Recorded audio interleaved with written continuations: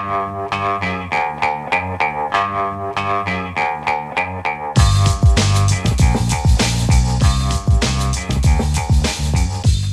the Brian Lehrer Show on WNYC. Good morning, everyone. First of all, thanks to Michael and Bridget for getting the membership drive going this morning. Who wants a tote bag that says you can't defund the truth? We'll try to do our share of pitching in on that during the show. We'll also have today's installment of our 30 Issues in 30 Days election series. Today it's issue 18, the ballot question for New York City voters to decide on. Should the city change its mayoral election years to presidential election years? You know, the argument for that is to increase voter turnout. It says that's the argument for that right on your ballot when you see your ballot. But not everyone is for that. So Bridget will be back later in the show with an explainer of the pros and cons for 30 issues today. We'll also have, as we often do in the membership drives, a daily 10-question quiz where we'll give away some WNYC swag. Today it'll be a Brian Lehrer Show baseball cap or a You Can't Defund the Truth tote if you get 2 questions in a row right. It's going to be a New York area geo quiz coming up later today. But we begin not with Bridget Bergen, but another local dignitary. David Remnick is with us, editor of the New Yorker magazine and host of the WNYC weekend show, the New Yorker Radio Hour. If you like this show on the weekdays at 10 a.m., you'll definitely want to listen to our Saturday 10 a.m. show. Among other things, we'll preview the upcoming New Yorker Festival, in which David will interview Jon Stewart and Salman Rushdie, and there'll be lots of other live events. And we'll discuss David's recent commentary in the magazine called Trump Presses Mute on Free Speech. David, always great of you to pop out of your editor's cave on a weekday. Welcome back to the Brian Lehrer Show. It's great to speak with you. How are you? I'm okay, surviving. Trump presses mute on free speech. Trump presses mute on free speech. You had a great New Yorker magazine cartoon cover on this one. You want to describe the cartoon visual for the radio audience first? Well, it's very 1 month ago, it almost feels. You know, it was in the wake of the whole Jimmy Kimmel incident, and it shows a hand that's distinctly the president's, not a very big hand, with a remote control in it, and instead of showing channel 1, 2, 3, and so on, it shows silence, mute, stifle, and so on. And you know, while Jimmy Kimmel's been returned to the airwaves, I think it's just very evident that this president has an unprecedented view of the press and of free expression, and he is in a very, very concerted, sophisticated, and I would have to say ruthless way, has gone about putting pressure on the press in a way I've never seen in my lifetime, certainly. You know, I when I was a kid, there was Richard Nixon, and he would steam in the Oval Office. We know this thanks to the tapes, how much he hated the Washington Post or CBS or whatever it was. But in the end, he didn't go one fraction as far as Donald Trump. And you've now seen at CBS, ABC, the Washington Post, the Los Angeles Times, to say nothing of, you know, the Facebook and so on, that his pressure has made a difference, has made a real difference. And I hardly think he's going to stop at that. Yeah, besides mute and muzzle and silence, you could have added a defund button. So maybe for a later version. But then you wrote the press and the First Amendment are in for a test of unprecedented dimensions. So some of that context is obvious, but I'm curious how you see the test for news organizations themselves. Well, I think it's a test of some human beings, too. I think it's a test for you, for me, for many, many other editors and writers and broadcasters. You know, the most formative experience in my life, Brian, was to have the privilege in the late 80s and early 90s of living in a country, then the Soviet Union, that was experiencing history in a different direction, which is to say that free speech was coming into being. That was part of what that revolution, that Gorbachev revolution was all about, was the flourishing of something that had been dormant and suppressed for centuries. And the effect on that society, unfortunately, too briefly, was like seeing, fresh water poured on crops. There was a real flourishing. It produced conflict. It produced, even you could argue, chaos, but it produced a society of possibility. And to see history moving in a reverse direction, I think we can't kid ourselves that this will hurt us in ways that we can't even calculate because, we're so accustomed to all these laws and institutions that we take them for granted. And public radio is one of them. And so it's a test of all of us, and even your listeners, whether they can come forward and donate a few dollars to help, make up the gap in order to have real fact-checked, deep, and uncompromising news and commentary and discussion and debate. That's the lifeline. And so that's it's an individual test, but it's a societal one. Interesting that you mention Russia in this context, because one line from your piece that jumped out at me was, historically, autocrats are a mirthless bunch. And Putin was one of them that you referred to in that context. But autocrats are a mirthless bunch. What's the historical context you're giving there?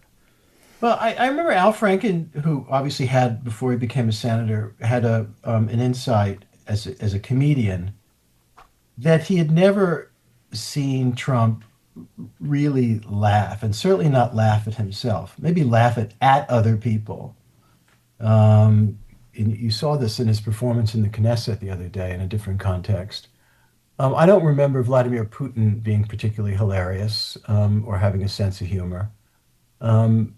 Humor is one of the first things that Vladimir Putin went after. When he came to office at the beginning of the 21st century, one of the first things he censored, if not the first really, was a show on television called Kukli, which means puppets. And it was a satirical political show that made fun of just about everything, including Vladimir Putin. And he hated it. He couldn't stand it. He couldn't bear it. And he not only criticized it the way you hear Trump criticizing Saturday Night Live or the late night talk shows and much else, but he had it taken off the air. And then not long after, he also took off the air news programs that were, to one degree or another, independent. And now you have something that's, quite Soviet, more sophisticated, but, quite Soviet. I don't want to see my country go in that direction. I know what it can do. This cover and commentary, though, were before ABC restored Jimmy Kimmel very quickly. And even the conservative-owned ABC affiliate group, Sinclair and Nexstar, brought Kimmel back in the cities where they carry ABC. Was that, do you have a take on that? Was that the broad appeal of free speech in America, or a commercial profit and loss calculation by the networks or the affiliate groups? Do you have any take on that? I like to think it was both. I think it was probably the latter more than the former. I look at a person like Bob Iger, the head of ABC, and he's responsible to his shareholders. There's no question about that. He's running a business, and in the past, he has done the right thing. When he was under pressure about the discussion about gay rights in Florida, he stood up and he did the right thing. And I don't think that was universally applauded by everybody. But unfortunately, he did the wrong thing. He knuckled under. Maybe he thought he could finesse the whole thing so that he could have his cake and eat it too, that his business could continue to thrive without pressure from Washington, and maybe have a little temporary measure where he'd say, Jimmy Kimmel, sit on the bench for a week and calm down. I think he thought he could kind of finesse his way through. But the problem is, once you start making these kind of terrible public concessions to an autocrat, there's no end to it. There's absolutely no end to it. You look at Trump the other day, maybe it was yesterday, going on television about the interview between George Stephanopoulos and J.D. Vance. There's no question that was an exercise in futility in the end, and that was cut off. But to have the President of the United States not take questions from ABC, to threaten further sanctions, to gloat about winning that shameful lawsuit, a settlement in that lawsuit for $16 million, there'll be no end to it. You cannot knuckle under to this. Well, maybe this is where you promote the New Yorker Festival. And my guest is David Remnick, editor of the New Yorker, host of the New Yorker Radio Hour here on the station. Maybe this is where you promote the upcoming New Yorker Festival, because I see one of the interviews you'll be doing yourself is of one of those late night hosts, Jon Stewart. I know he's appeared at the festival before. Want to give us a little preview of how you see the context this time? I guess it's interesting in that I'm interviewing two people that are free expression is everything to them. One is Jon Stewart, who is obviously on the comic side of things and has come back from a hiatus with his family in New Jersey for a while. We missed him, and he's come back at least once a week now, and is back on the case in ways I really admire, and I hope he'll survive his own merger drama at Paramount. That's one person, and even more so, I'm interviewing a real avatar of free expression who suffered terribly for it more than once. Is Salman Rushdie. Salman Rushdie, as you remember, was put under a fatwa by the Ayatollah Khomeini, a death threat that made him have to live in underground for years. And then he reemerged, and as you recall, a couple of summers ago, he was speaking in upstate New York, and so a radicalized young man from New Jersey who had gone back to Lebanon and kind of come under the sway of Hezbollah, attacked him with a knife on stage and nearly killed Salman. Salman lost a tremendous amount of blood, lost an eye. I mean, it was really out of commission. It's a miracle that he survived this. So I have the privilege of interviewing them both. And my colleagues, there's a lot of, first of all, there are still tickets around for many of these events, or some of these events at least, that you can go to newyorker.com either to subscribe or get tickets, or both. There are a terrific number of events that are either entertaining or interesting or full of debate and discussion about essential things. And we've always thought of the New Yorker Festival as the magazine in three dimensions. And so if you're interested in literature, you can come see Jamaica Kincaid speaking with, Sandy Frazier. Or if you watch Jeopardy, you can see the great Ken Jennings come. The variety is enormous.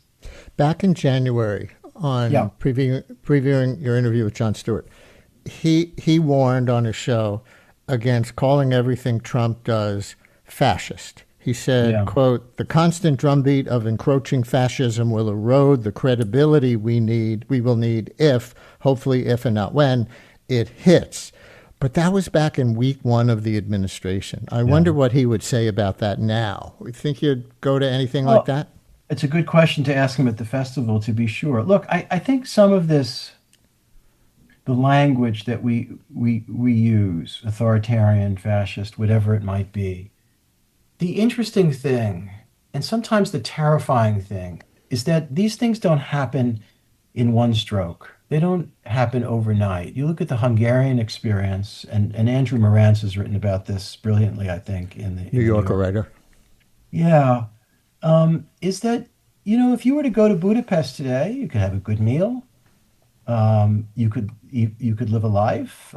You could become an engineer. You could have the semblance of a life. You see this among Hungarians, but and there's even little pockets of independent media. It's not absolutist. It's not North Korea in 1975. Autocrats all over the world have become more sophisticated than their predecessors in some way. There are safety valves. There are little tiny arenas. Some of them all of them shriveling, that allows some degree of some semblance of what you and I would call a free life. But it gets, in the main, whittled away, whether it's universities, and we've seen shutdowns of universities in Budapest. We've seen pressure on universities in their free expression in this country. It's in the realm of education or the press in the name of culture war. Um, so it doesn't come overnight. It's not like the streets of New York or Kansas City or Chicago are changed in the main on every street, but on the other hand, you're seeing ICE officers behaving the way they're behaving. You're seeing people being deported. You're seeing all kinds of acts, legislative and executive, and in terms of law enforcement, that can easily be interpreted as authoritarian. So it comes bit by bit by bit and then all at once. And so I think, while I and many others are accused of being alarmist and branding Trump an emergency, and I have since 2016, I think if you take a real bird's eye view of what's been happening in just a year, it's very difficult to just be sanguine about it all and think, oh, well, this is just, ordinary conservatism, and then the pendulum will swing back. Sometimes you don't know what you've got till it's gone. And I'm deeply concerned about that psychological dimension of this. In the context of you as not just a magazine editor, but a radio host, obviously host of the New Yorker Radio Hour. First of all, you just continue to shine, in my opinion, as not just a magazine editor, as if that was a just, but also a radio host. Your very thoughtful interviews recently on the kinds of things you've just been talking about with Ezra Klein and Mark Elias and Robert George, 3 different points on the political spectrum, and yet with a through line. And last week you did the whole hour with Zoran Mamdani, and I have one question for you about that. Please. And by the way, that compliment coming from you is all I need when it comes to radio or anything else. Thank you, Brian. That's very nice. You did that interview, I presume, not for New York City voters who are getting plenty of Mamdani, Cuomo, and Sliwa. Exactly. But for your national audience on the New Yorker Radio Hour, where Mamdani is mostly characterized, I think it's fair to say, by other people, by both fans and critics. Yeah, that's right. St. Louis or Seattle or wherever you want. What's one question that you asked him on behalf of your listeners elsewhere in the country? That's a great question. And first of all, I was very mindful doing that interview that you have dug into the granular issues of the city, not only for years and to the great benefit of the city, but with Mamdani, to say nothing of Cuomo and others. And for me to repeat that, given the time that I had, would have been, maybe a fool's errand. One thing I did ask him on a local level that I haven't heard that much about was education. And I wanted to know if somebody who had gone to Bank Street, which is an elite private school, however progressive, and then to Bronx Science, which is an elite, gifted, and talented high school, and Bowdoin, an expensive private college, I wanted to ask him whether he would do that for his own kids and those dilemmas that I think that we face. And not to point out any hypocrisy, 'cause I don't think that was the issue, but just, to get a sense of his feeling about that. The other thing that we dug into that I think does have a more national relevance was his self-image, self-labeling as a democratic socialist, and what that means and what it doesn't mean. Because if language means anything, there's a difference between a democratic socialist, a social democrat, which is something a bit different, and a liberal Democrat, or somebody who's a member of the Democratic Party who's on the liberal end of things. And we dug into that a bit too. And, I think overall what you see with Mamdani is an extremely talented politician who both he wants to, and they're not always, some of these things are in conflict with each other. He wants to win, because if he doesn't win, he doesn't get to do any of these things. He wants to win he doesn't want to betray for his what he sees as first principles, but he's looking for common ground, whether it's in terms of policy or language or ways of putting things, so that he's not alienating. He's become increasingly sophisticated and mindful of the fact that he's not running for uh, to be the head of a movement in a university. He's running to be the mayor of a complicated, very complicated, and a source of pride, but wonderful New York City that has all kinds of political exigencies, whether it's a powerful governor, an inability to pass things on your own, that you have to persuade people politically, and that you have all kinds of tribes and constituencies in this city that matter. One of his great discoveries, of course, or embodiments, is that he has given voice to and power to a constituency that had really been mainly overlooked certainly in Gracie Mansion, and that's the Muslim and South Asian population, which numbers in the hundreds and hundreds of thousands. And we'll be talking more about the mayoral race later in the show with our weekly Wednesday appearance by political reporter Liz Kim. But David, before you go, and we have 1 minute left, some of our listeners know this already, many do not. With the federal defunding of public broadcasting, WNYC is making our several national shows available for free to smaller stations around the country that are being most grievously strapped by those cuts if they need the help. And that offer includes our signature national shows, Radio Lab, On the Media, and yours, the New Yorker Radio Hour. Is this a meaningful financial gesture that you support or find important? Well, I'm very aware of the fact that there are a lot of places in this country where public radio is not seen as some, commie outlet, as it's been caricatured and insulted by any number of national figures on the right, but rather the only or the best source of news on both the national and community level. I read any number of stories in places like the New York Times and others describing in the most moving terms remote or small towns in America where the local public radio station is the lifeline to news not only about Washington or Jerusalem or Cairo, but about their place, their town, their community. And so to know that we can help that effort by giving them some relief for whether it's the New Yorker Radio Hour or Radio Lab or Brooke's great show On the Media. I'm all too happy to participate in that, and I wish them all the best. David Remnick, editor of The New Yorker, host of the New Yorker Radio Hour. You just want to just tell people how to get tickets to see, as you put it, the magazine in 3 dimensions on the New Yorker festival coming up. Is it just newyorker.com?